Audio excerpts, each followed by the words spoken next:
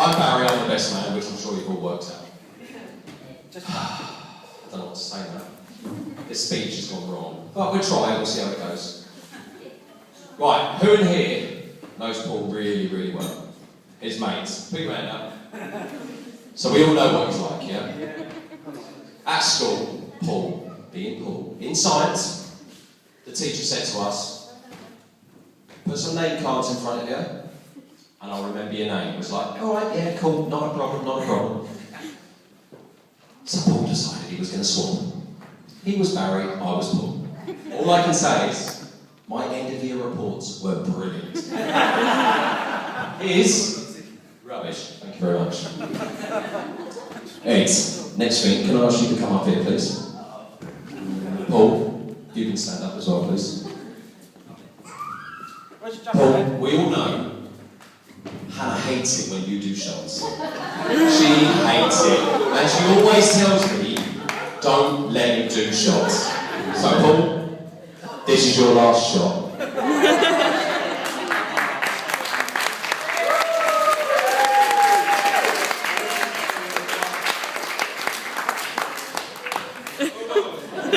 I'm off, I'll see you later.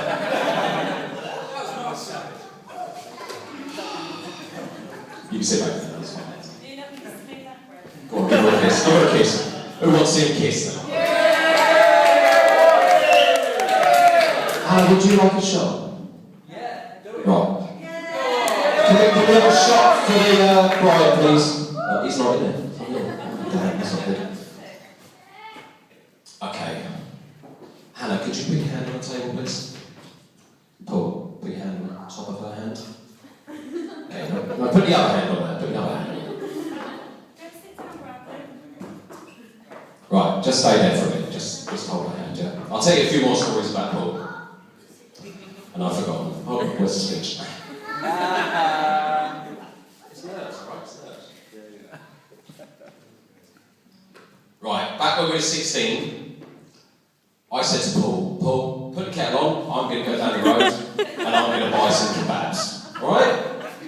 He said, yeah, okay, not a problem. I jumped on his moped. Sorry, Clive. His moped, I went off to the kebab van. That was about 20 minutes, would you say, Paul? 20 minutes or so? Yeah, so Paul's put the kettle on. Not a problem. Bear in mind, this is a plastic kettle, okay? Plastic kettle, normal kettle. I come back, and there's little bits of plastic floating around the kitchen, where Paul has put it on the hob. Now, come on, round of applause for that, mate. The kettle had melted through the cooker. Okay, I'm not kidding there. But there was no holes, and we still managed to have a cup of tea. What else happened that night, Paul? There's a few other things happened, didn't it? Yeah. That's right, you were sat out the back, wasn't you? Yeah. You was eating your kebab, Yeah. you were smoking your cigarette, Yeah. you had your beer, Yeah. and you forgot. That was skillful. The only person I know that can do that.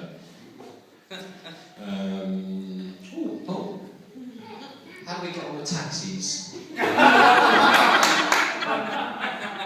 Right, for anyone who doesn't live round here, Wokingham is there. This is Bradley, that's Wokingham. I'm sorry, Paul, I've got to say it. Okay, so Wokingham is what? A mile down the road, people there? Are we agreed? A mile? Well, Paul's taxi journey cost him £170. Right? Not only that, he paid my cheque. He was that drunk, because I had to leave him because someone went into labour. Yeah. He was that drunk, he wrote the cheque out. He fell asleep in a cab, told him to just drive around Bracknell, which he did, for a couple of hours, and it cost him £170. But Paul being Paul, decided he was going to cancel the cheque, and had an angry taxi driver on his door a couple of days later. Didn't you, Paul? I certainly did, yeah. Only you. Yeah, What's what? Oh yeah, he was wetting Lawrence's head for £170. Not only that with taxi drivers, we went out to Salisbury one night. Okay? Yeah, do you remember this one, Paul? Yeah, you know what I'm going to say, don't you? I lost him. Didn't know where he was. Couldn't find him anywhere. I thought, tried ringing him. Couldn't. He didn't pick up the phone. I went home. I passed out. I get a phone call from the police about an hour later. Hi, do you know Paul Stroud? Yes, thank you, I do. Where is he? He's wandering around Salisbury High Street. He doesn't know where he lives.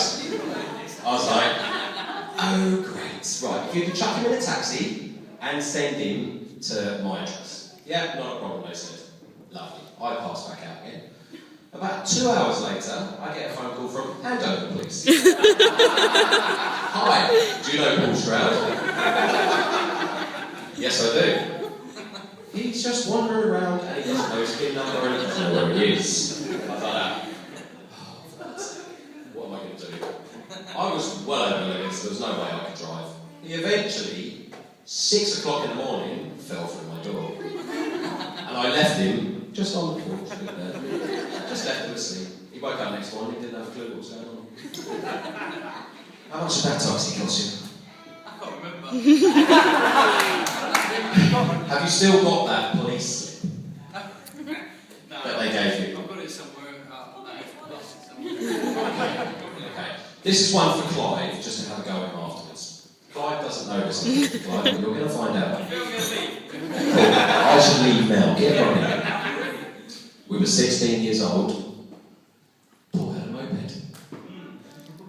And Paul thought it'd be a good idea. Yeah, let's go out twos up on a moped. He rides, I come back. Excellent. What a good idea this was. You know, Clive, come on. We were silly, 16 years old, we were immature. Well, we still hadn't grown up, but we're still immature. Yeah. We ride it around Bracknell, we get pulled over.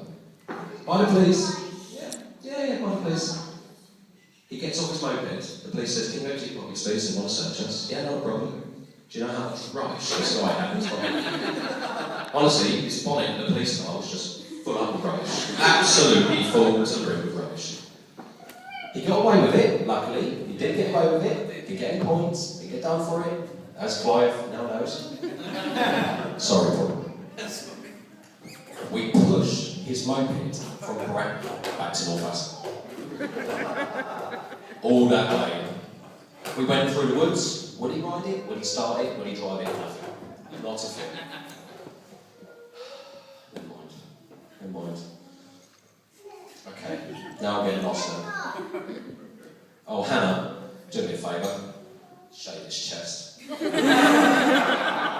There's nothing worse than we're on a stag do, we wake up in the morning, and I look over, and I see him with his baggy boxers hanging out the bed, and his hairy chest.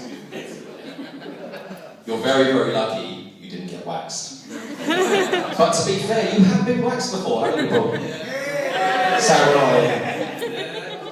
Thanks to Zoe and Sam, you passed out in our house once, didn't you?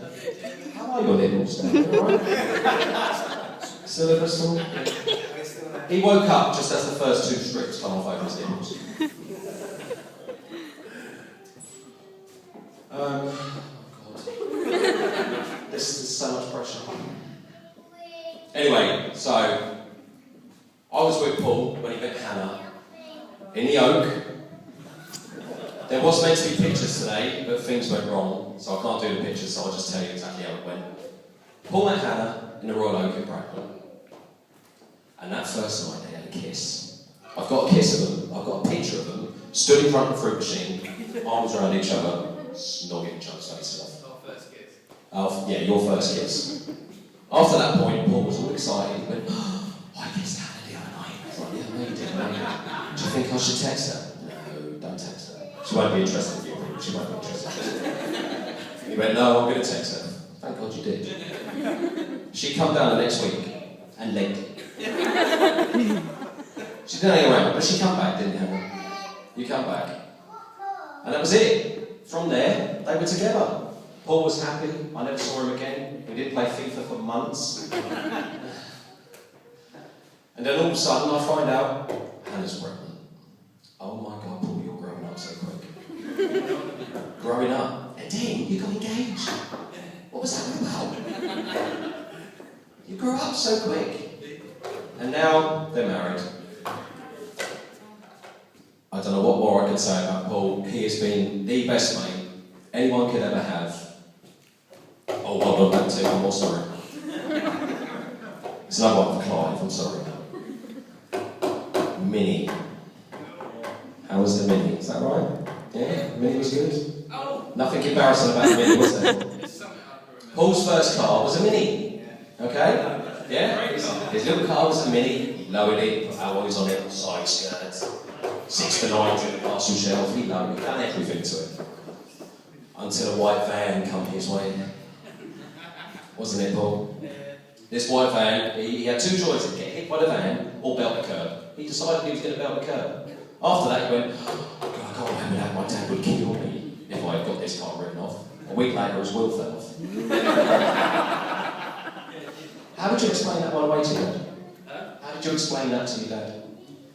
You just said the studs are broken. Yeah, the studs are broken. I don't know why. I know that. You need that money back, Clive. Right, and I think I've bored you for enough now. I don't think there's anything else I need to say. Ladies and gents, please be upstanding and raise your glass to Hannah and to Paul.